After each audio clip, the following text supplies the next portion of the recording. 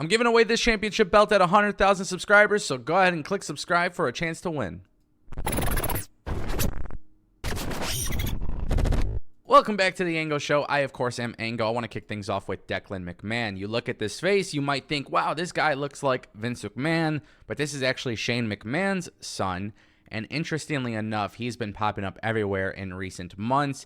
Obviously, you might remember he showed up at WWE Fastlane with his teammates. He plays college football. He's a running back. And, of course, he is part of the McMahon family. So WWE showed him and his teammates at Fastlane. Now there's interviews being put together. Two things I want to talk about. He says in a new interview with Michael Weaver Jr., basically in regards to joining the WWE, he says, when you've come up in this business and you've seen it, I'm never ruling it out. I would love to get in the ring maybe a couple of times. You have to see if the opportunity presents itself. It's all about the story, but we'll see.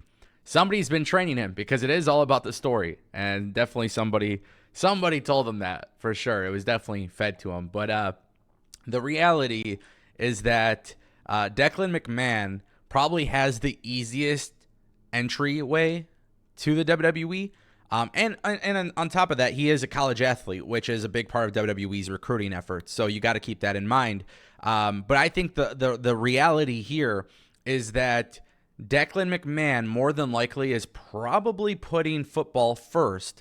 And if he has a pro career that he could pursue after college football, then that's probably the route he would want to go. But I think the fallback plan or the backup plan in this case would always be the WWE, because that entryway to the company is so much more easier. Now, obviously, the company isn't owned by Vince McMahon, but Vince McMahon is still chairman. Triple H is creative. Nick Khan, obviously, very close ties to the McMahon family. And Ari Emanuel, who owns it all. I don't see them looking at this from a bad perspective, right? Especially if Declan McMahon could go into the WWE and actually be a good performer.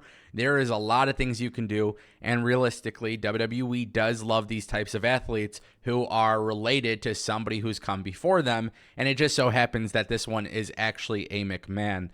It's crazy, though. I look at his face, and he reminds me so much of a young Vince McMahon. It's absolutely insane. But we'll see how it goes. Obviously, he plays college football right now, so that's probably going to be the biggest priority. Did you guys know that Nick Aldis turned down AEW? Yeah, Mickie James actually revealed this, and quite honestly, it's not shocking, but the reason is actually a good reason. She was saying that it's really interesting. When I was back at WWE, there was an opportunity for Nick to go to AEW. He turned it down because it was too much on our family for him to be on the road full-time along with me. Our son Donovan was 3 or 4. I think about it now, and it has shifted. Nick has deserved this opportunity for a long time.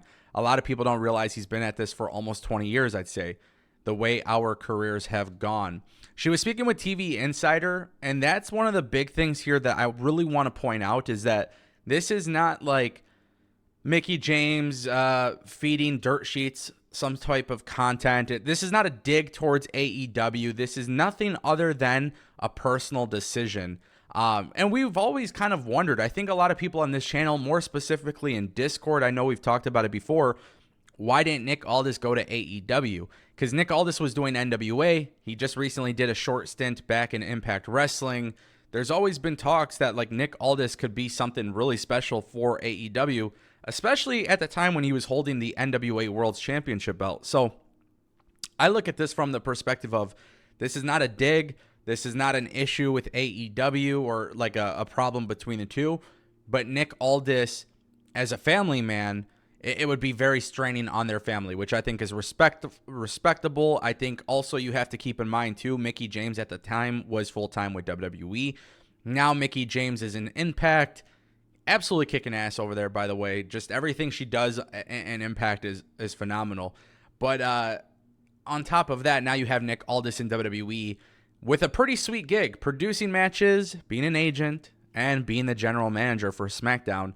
It's a really cool gig, and I feel like WWE, I don't even think they're going to waste time. I think this guy is going to get over with the crowd, and eventually he snaps, beats the hell out of Grayson Waller or some shit, and then he's going to be a full-time wrestler, which, listen, I'm not opposed to it. This guy is great. He's talented, but the WWE universe doesn't know who he is.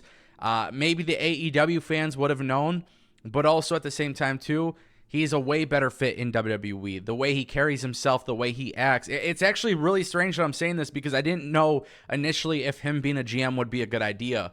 But I think right now it's money. It's a great idea. It's going to give time for people to really know who he is and give him a chance to get over.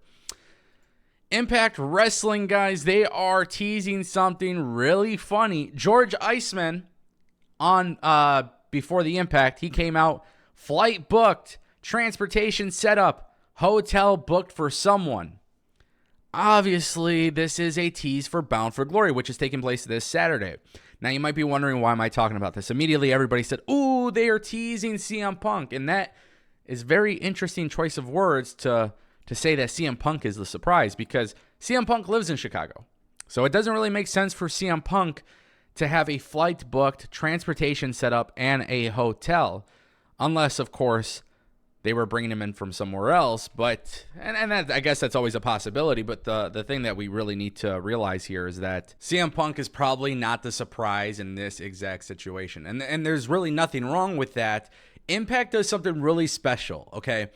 And if you don't have Twitter, then you won't know what I'm talking about. But for those who have Twitter, anytime something's about to go down in WWE or AEW, Impact is responding right away on Twitter with something that promotes Impact Plus or their YouTube channel. So just the other day, it was Sting giving his promo in AEW. And then literally, like, at the same time, Impact Wrestling posted the tweet where Sting was cutting his promo on Impact with Christian Cage when he was leaving, whatever. So the thing is, Impact is really good at taking advantage of the buzz that is created by the internet. And in this case, obviously, there's a lot of talk about CM Punk, and why would they not tease something at this time? Now, the thing here with Impact is whoever they bring in more than likely will be part of the Call Your Shot gauntlet match. That's my guess, but you never know. And you got to remember, all those WWE releases that happened recently, unless it was an NXT talent, I don't think they're going to qualify for the non-compete clause because they got to wait an extra month until like December 20th or something. So I don't think anybody part of those releases will be able to get in. But at the same time, too, they clearly got something planned. Hopefully, it's a pretty good one. You got to remember, Vladimir Kozlov, now going by his real name, Oleg Prudius. He's with Fandango. Dirty Dango, he's with them on Impact, and it's another signing where it's like people kind of see it like, you know, it's not a big deal, but yet it's just a great fit. And as long as Impact continues to do stuff like that, it's very, very exciting. And that actually brings us to our final topic of today's video, guys. WWE, are they bringing in Sami Callihan? He is a top free agent. We talked a little bit about Sami Callihan. A lot of rumors that he potentially was going to AEW. And now Karrion Kross is adding something to the mix. He put out a tweet yesterday. I held this title proudly, Sami. You always brought out the most vicious side of me, which always took me to the next level. I heard you're a free agent now. Let me return the favor and open a door for you that you once opened for me. And he's got the hourglass emoji tagging Sami Callihan. We don't know if Sami Callihan is joining the WWE, but realistically, guys, WWE is interested and AEW is interested, and there could be a potential bidding war here. There could be interest from both sides where both of them are putting in their offers, and Sami Callihan will have to decide. And look, he's got his own indie wrestling promotion. He's got his own stuff going on. He's a great talent. Where does he fit better? I think in terms of in-ring style, I think AEW. In terms of character style, WWE. And, you know, with rumors that WWE wants to build a new faction, you know, I don't know if they would want Sami Callihan to be part of the Wyatt Six or whatever they want to do. But if they don't do a Wyatt Six faction, but they do something with Karrion Kross and Scarlett, Sami Callihan would be another great addition. So from a storytelling, from a creative aspect, WWE is the better fit. From an in-ring aspect, AEW is a better fit. This is going to be really fun to see how it plays out, just like the 100K subscriber giveaway. Guys, it's going to be fun. Make sure you click subscribe today.